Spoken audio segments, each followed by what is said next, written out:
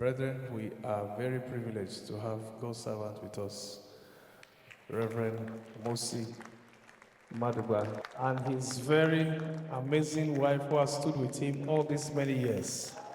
So that is the first question I want to ask is a little bit of background around how it all started for you. Okay, I know you want to know.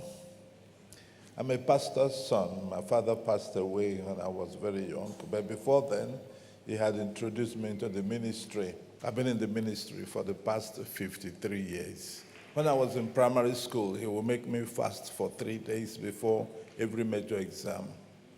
He would make me fast from morning till evening and stop for 3 days. Then, in my primary six, in the upper class of the primary school, he would make me fast for 3 continuous days without stopping, without eating. So by the time I went into secondary school, I had begun to fast longer time. And then by the time I was graduating from what the US call high school, I don't know what you call it, secondary school, from what we inherited from here, I was now able to fast for 7 straight days, not eating until after 7 days. Because he himself used to fast for 40 days, not eating.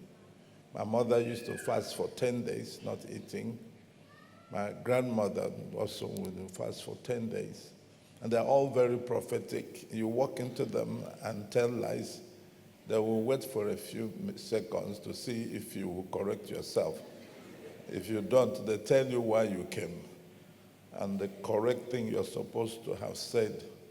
And they ask you why you are telling lies.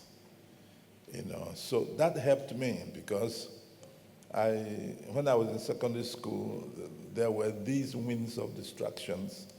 And then I told myself, anything I do here, when I get home, my mother and my grandmother will know everything, so I better behave myself. And so I grew up kind of knowing that if you're a Christian, then you should walk in the word of knowledge. My father himself walked in the miraculous.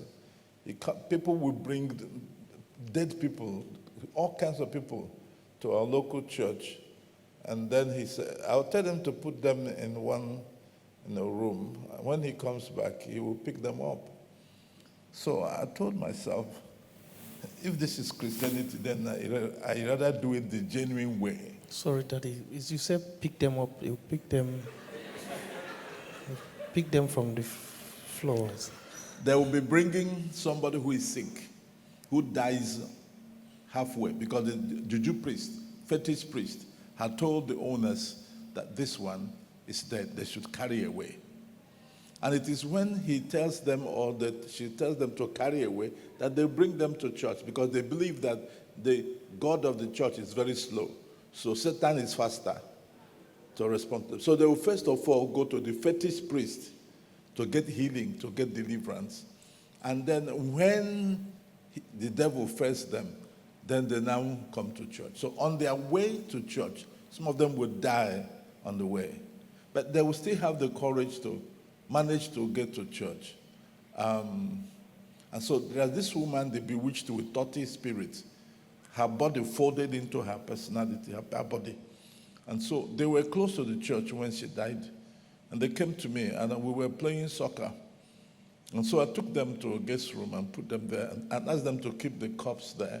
And the reason why they kept the cups there was to go and construct a coffin that can accommodate a round person. So they went and constructed the coffin, and were coming with the coffin back into the church. And they saw the lady they left in the room, crippled and folded in, sitting down discussing with me and my father outside. They fell down.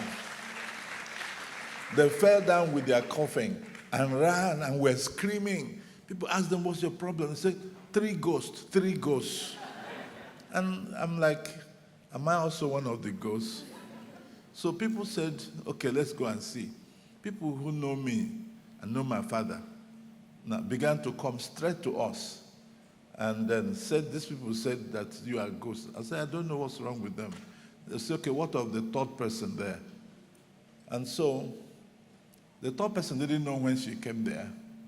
I'm the only one who knows the story and the people who are running away. And what happened was